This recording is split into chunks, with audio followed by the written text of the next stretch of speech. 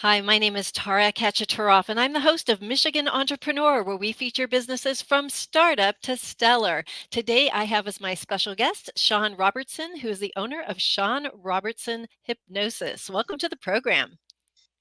Thanks, Tara. Well, I'm It's really good to be here. excited to have you on today because we're going to talk about the exciting world of hypnosis and what it's all about and the kinds of things that you do in this field. But before we do that, why don't you tell us a little bit about who you are and what you do? Okay, thanks. I am a hypnotist, a consulting hypnotist, and I work with clients both locally and globally. But I was originally a PhD scientist, and that's what I've done for many, many years. And I just got into hypnosis about 5 years ago. So what was it that like drew you into hypnosis? Because I mean, this is quite different than, being a doctor in science. What was it about this that captured your attention? Well, first, I got into hypnosis because I was wanted to deal with my own issues. I was like feeling stuck. I had some anxieties. I had chronic pain in my back. And I started looking at hypnosis tapes and just learning more about hypnosis, and it was so powerful. I just thought, wow, I want to learn more about this, and then eventually I thought maybe I could use this to help other people. So that's my path to getting into it. And because you've got that science background, um, I know it takes a lot of well, I mean, you have a different lens that you look through hypnosis through, right? Compared to the average person. So, how is it that you've developed an eye for this, and how are you evaluating it? Because you do come from a different background than a lot of people who are in this field. hmm Yeah, I mean, whenever I learn something, I have to ask myself, does this make sense? Does this have a valid reason behind it? And I test everything I do. So I'm constantly evolving, constantly learning new things. I feel, bad for the clients I had 6 months ago because I'm already learned so much more and get better. And I think that's the science part of me that I want to always test. I want to always find the best way to do things. Yeah. And because of that, do you read a lot of the scientific papers and things like that that are published in the area? Because there's going to be more and more. There's quite a lot out hmm there at this point in time. Yeah.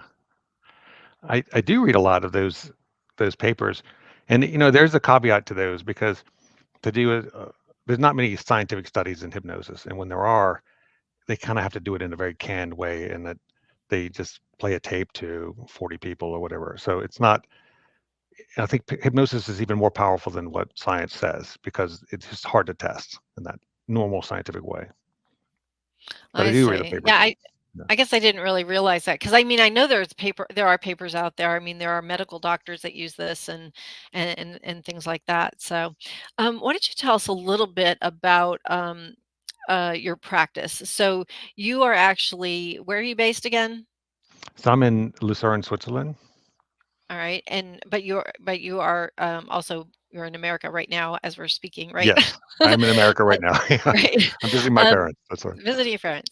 Mm. So, what is when, over there you've started a practice, Mhm. what are some of the things that have gone, what have you had to do to get your practice up and going?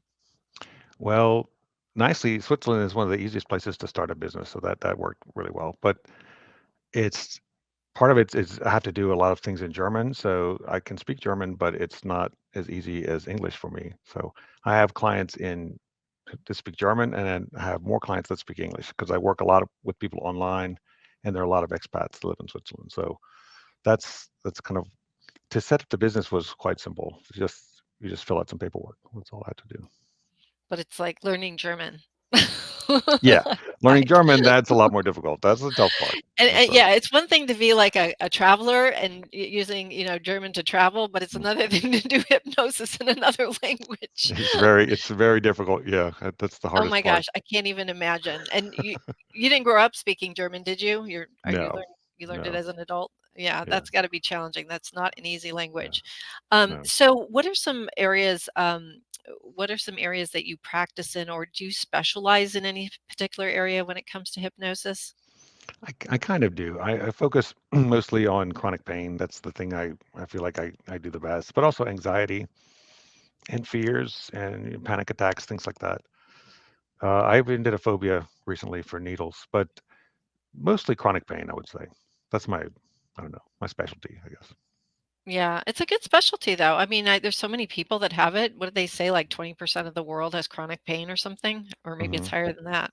I don't know. It's a lot. Let's just put it Yeah. that way.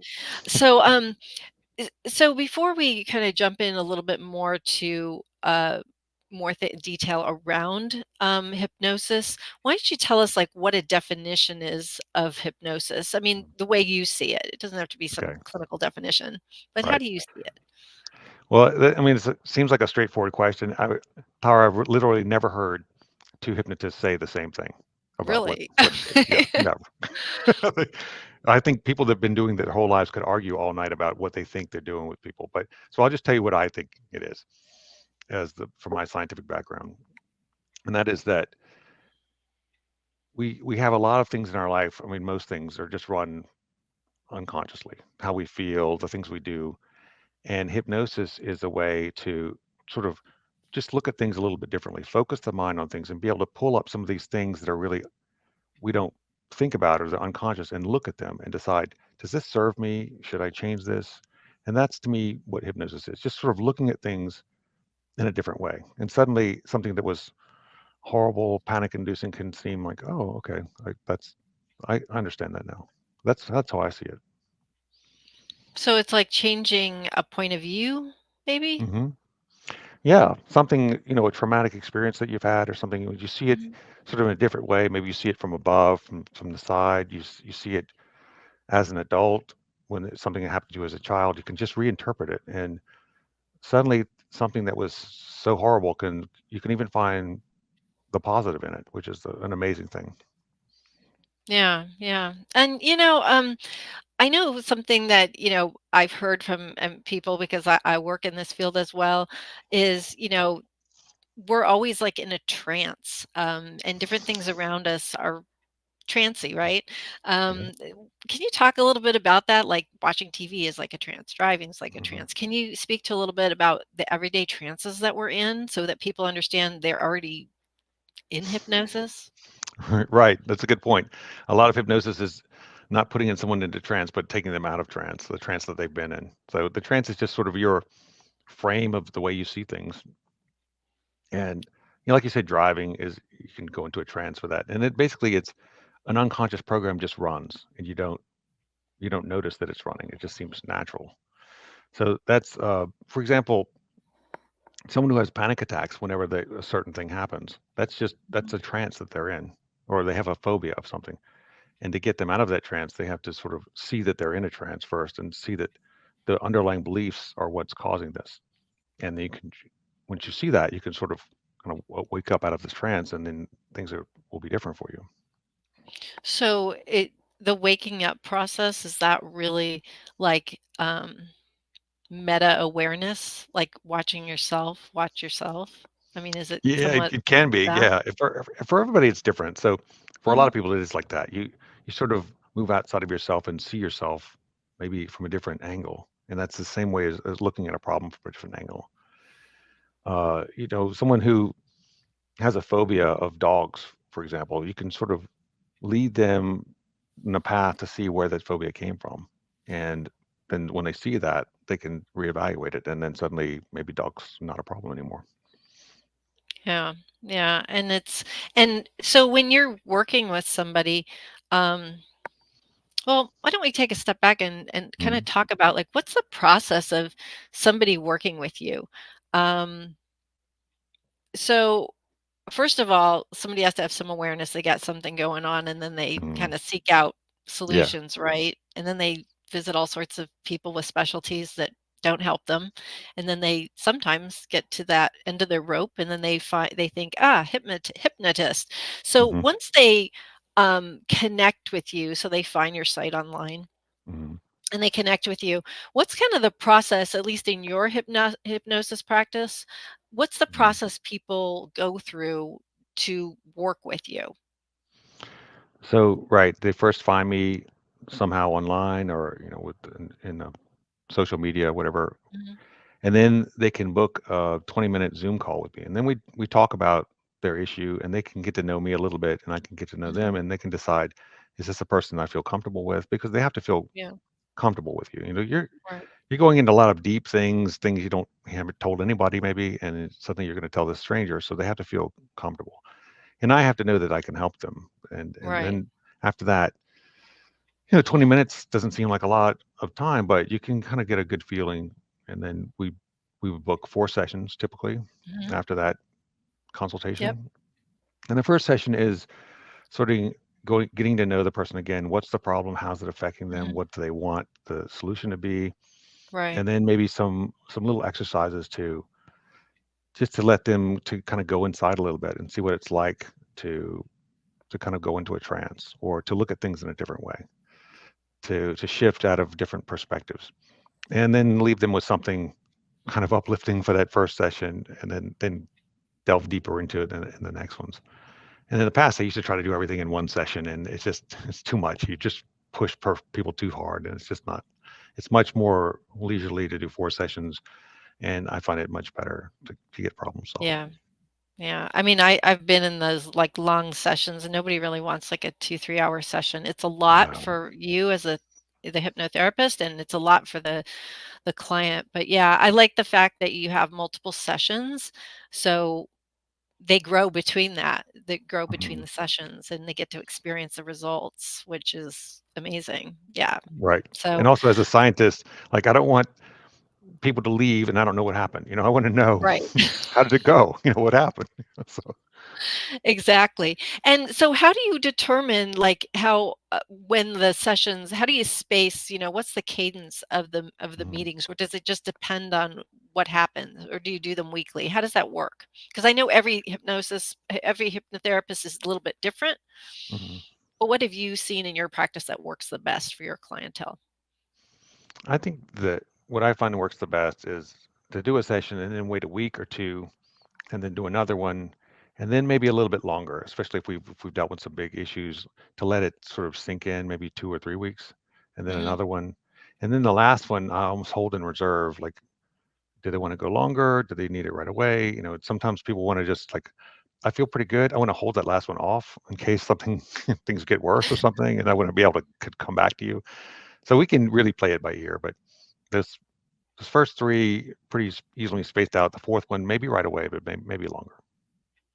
And as somebody who's like done hypnosis and been a client of hypnotherapists, Mhm. I know that between sessions, things happen. Can you speak a little bit about the stuff that gets worked out between the sessions and maybe, some of the experiences that you've heard from your clients about what happens in between? I mean, I've only had great things. I mean, like unbelievable things happen, but can Yeah. you like talk a little bit about what's going on as things untangle? hmm Yeah. Sometimes people feel better right away, but other sometimes they feel not worse, but a lot of things come up that they haven't dealt with in a long time. Because a lot of times part of what our problem is that we've been pushing things down for a long time and we did not want to look at them and we didn't want to think about them. And then when hypnosis, you sort of bring it all up and it's kind of a swirling in a sense, a day or two where people can't sleep or they have weird dreams or things come up that they forgot all about. And so there, it takes a sort of a settling, it's like a settling process. And that's why it's good to give some time because people, they experience a lot of things. It's almost like a wave of roller coaster. And usually by the end of the week or 2 weeks, then they're ready to tell me what they want to do next. And so it's quite normal to experience that, uneasiness or weird things coming up that you hadn't thought about for a long time.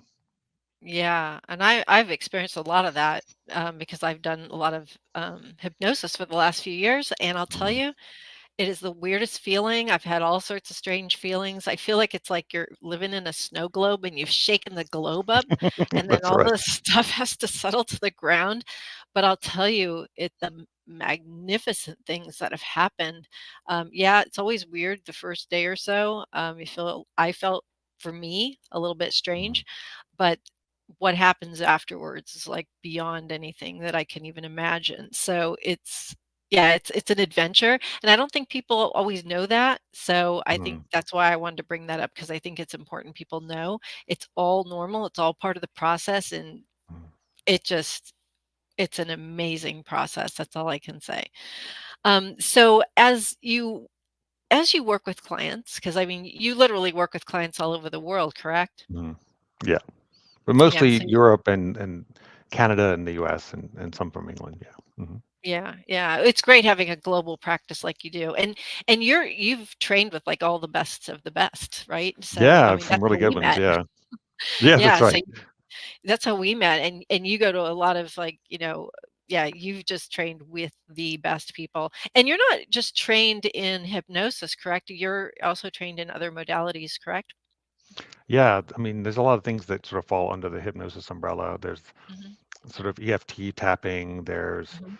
havening, there's resource therapy, a lot of different things. And sometimes you do something with someone and they're like, I thought I was going to be hypnotized. Like, that was kind of hypnosis, like, That's what it uh, was. you can just ask someone, like, we'll see it from this different angle. Imagine you float up out of your body and you look down on yourself. Like, is that hypnosis? I mean, I would say, yeah, but some people say, well, I was waiting for you to do the little chain, the Pendulum thing. the whole you're going Do you deeper and even use a deeper. pendulum? Do people even use? Yeah, I know some people do, but do you use a pendulum? I don't No. need that. I just say, "Look up, close your eyes, and I'm in a trance." Yeah, I Right, mean, it could be that easy. And there's something you brought up, it's important that like, things come up, but, you're the one doing the work. I'm just sort of like a guide. It's like I've heard the metaphor, we're on a safari and you're driving and I'm in the passenger seat and I just say, there's some elephants over there. You want to take a look? And you can like, okay. Or you could say, nope, I don't want to see that. Okay, we're going to go where you want to go. But I'm the guide, but you do all the work. And that's the important thing to remember. yeah, that's a really good point. That's true. Um, but it's the magnificence of the guide from the side, because without that knowledge, you don't really know where to lead them down. You don't want to lead them off the cliff or into the Right. lion's And this den place, or wherever. there's places you literally don't want to go, and that's the problem. And so having a guide who's like, I'm with you, it's okay. We're going to be okay. Let's go. We're going to take a look at it and we'll be okay. And then you can feel more confident to take on some things that you may not have wanted to look at by yourself. Yeah, yeah.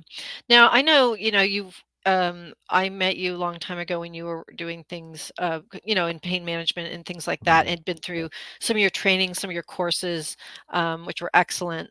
Um, so when people have worked with you, I mean, I'm sure you have people that come back. So does to work on other things. So Mhm. does hypnosis also kind of like create that momentum for more self-improvement, self-development? Because I know it has for me. Have you seen Mhm. that in your own clientele? Yeah, absolutely. Once you know you can do these things, you can do a lot of things on your own. So just Yeah.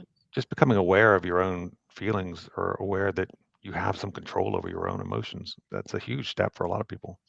And once you know that, you can just learn more and more and you can do a lot of things on your own. And do you give like field work in between sessions? Do you give like little assignments for people to do, little Yeah, practice? sometimes I do, sometimes I don't. I want to do more of that because I think people appreciate that.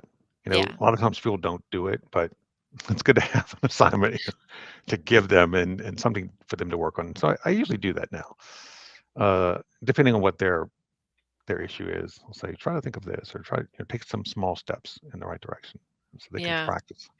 Yeah, and I like also the fact that you do multiple sessions with somebody, because those are stepwise too, and it gives them Mhm. time to experience something subtle, and move through a process, which I think it's just so helpful, just from the standpoint of building out their neuro circuitry over Yeah. time and reinforcing it, and Mhm. creating new programs within them. Yeah. I mean, Yeah. it's not like it doesn't always work in an instant. Sometimes some things take time, and it's just, sometimes hypnosis can be, from one day to the next. Had a phobia, now I don't. That can happen, but most things take some work and some getting used to, and it's a new habit that you have to get into.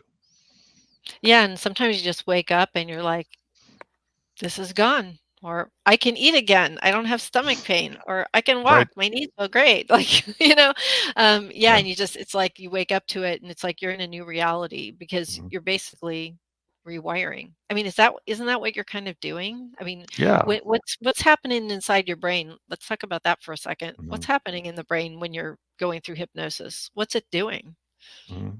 I think you're getting in a different you're getting in a different way of thinking, and what you're normally in is a sort of a rut, like a habit. This the way you do things. It's automatic programming, and it's like if you've never run before and you suddenly want to start running, it takes a lot of effort at first, and so sometimes hypnosis is like that. You need to a few days to get into it. And like you said, you might wake up and feel great, and it might not be the day after the session. It might be 3 or 4 days later after you've done some kind of mental work on the inside. I've even had things pop up months later, Mm, like insights, like something big that, wow, I wish mm, I had known that 20 years ago, but so glad that it popped up now. And that's a direct result of hypnosis. Like mm. I've seen miraculous things in my life. It's like I only wish that I had discovered this like 40 years ago, right?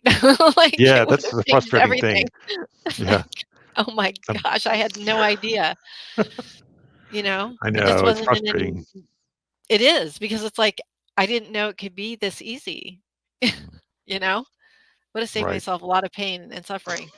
So, speaking Yeah. of like people wishing that they knew about these things, I know a lot of fear keeps people from going down the route Mm, of hypnosis, thinking there's something scary or, not cool about it. mm, What's a myth that some people have around hypnosis, and what are your thoughts to dispel that particular myth? mm. I Let's think talk the about main hypnosis. one that people are afraid is they're going to lose control. That because I've seen some stage hypnosis show, maybe on TV, on YouTube, where people look like they're under the hypnotist's power, and they're afraid of that.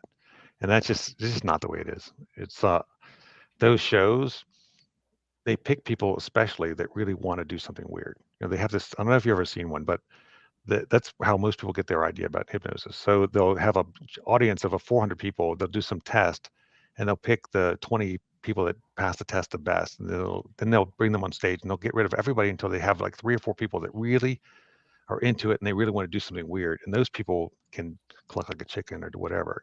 But that's just not the way it works in hypnosis with me. I just, like I said, I'm the guide. I just ask you questions, try to picture this, try to picture that. That's all it is. And there's that myth like that somebody can make you do something. Right. Can you speak to that? Like people can't make you do anything, right? No, a hypnotist could make you do something if they spend a lot of time convincing you to do it. The same way anyone, like the same way your mom can make you do something by just, you know, convincing you to do it. But uh, it's not no special, it's no magic power. It's not like if I say, stand on your head, you're going to do it. You'll do it if you feel like it, but if you don't, you'll just say no. Right, 'cause you can't overpower somebody's value No, system and their innate beliefs, right? Nobody's gonna that's do right. anything. Yeah, yeah. That's all TV lore, folks. It's like Right. it's If not if the for stage real. if they ask you to cluck like a chicken and you're on a TV show and you're on stage, you're probably going to do it because you want to be part of the show. But you're not going to. Right. If I ask you to, Right. if you were my client and I said cluck like a chicken, you just roll your eyes and say, no, I'm not going to do that. I'd be finding a new hypnotist. Exactly. For sure. Yeah. For sure. Yeah, I've never had anybody do anything inappropriate. And the other thing is like people don't understand, you fully hear everything that's going on. You may be in a relaxed state, Mhm. but you are sitting in a chair. Right. You are fully aware. You know what's going on. You hear them. But one thing that does happen, and why don't you speak a little to this? And Mhm. it's like it's called amnesia. Like when I'm out Mhm. of a thing, like I think I'm going to remember everything because I'm very lucid. I hear every single thing the person is telling me. But Mhm. when I get out of it, I don't really remember it verbatim. What happens? What's this amnesia coming from? Yeah, I think sometimes maybe your unconscious is sort of wants to work on it alone without the conscious mind butting in and causing problems. Yeah. That's the way I view it. But you're absolutely right that you hear everything. Some people would say, "Well, I wasn't hypnotized. I heard every word you said." And I think, "Well, I hope you did. That's the point. I'm talking to you." You know? Uh, Exactly. Yeah. that amnesia, it's kinda like, when you wake up from a dream, like, "I had this crazy dream," and then, the next day you don't remember it at all. I don't know. I think some things it's better to have the unconscious just work on it alone, 'cause the conscious mind can just get in there and try to mess things up. It's like having a micromanager boss who doesn't really know your job and is trying to tell you what to do. Just let the person do their job, and so let the unconscious just figure it out sometimes. I think that's where amnesia comes from. That's just my And you know guess. what's interesting is when you're in this, everything seems more vivid. Like, I hear people more. I hear the hypnotist Mhm, more clearly. Everything's vivid. I experience things in my body. I feel things in my body. I sometimes move.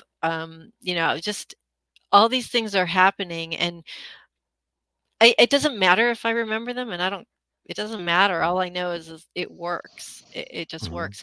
One thing I wanna, talk about real briefly, I know we're a little short on time, but, the use of metaphors.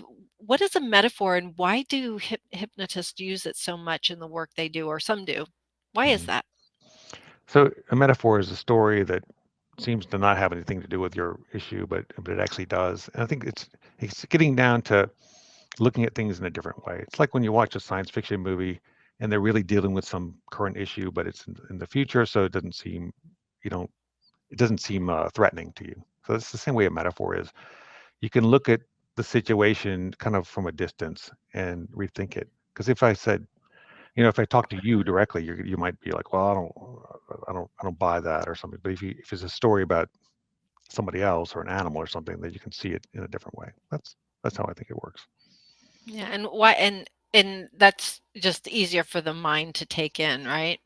Yeah, you're not threatened. You can Uh, sit back and see it like, oh, okay, that's what's going on. Oh, it's just a little. It's a gentler way to instead of just telling someone, hey, quit smoking. It's like that doesn't work. Yeah, and you may tell a little story that Mhm. doesn't even have smoking in it, right? Right, right. Yeah. It could be something else. And the metaphor is cool too because if someone knows you're doing a metaphor, it doesn't really matter. You could say anything and they have to kind of look for the meaning in it, like, huh, huh. So it's like the ancient oracles used to just tell you some kind of vague thing and you had to figure out what does this mean to me? It's like looking at a horoscope or something. And it forces you to go through the process like, oh, this is what I should do. So I think that's Yeah, what's cool you about assign the metaphor. meaning, right? You Exactly. make it fit however you Yeah. need to. Right. I could tell the same metaphor to 10 people and they would come up with different, oh, I should do this or I should do that. It's up to you. That's what's cool about a metaphor. It's kind of Good point. it's like a prompt. Like, in English class, they say, write they give you a prompt because you can't write the paper. With a prompt, you come up with all kinds of things. And everybody has a different Exactly. thing they come up with. Yeah, that's a good point. That's a good point.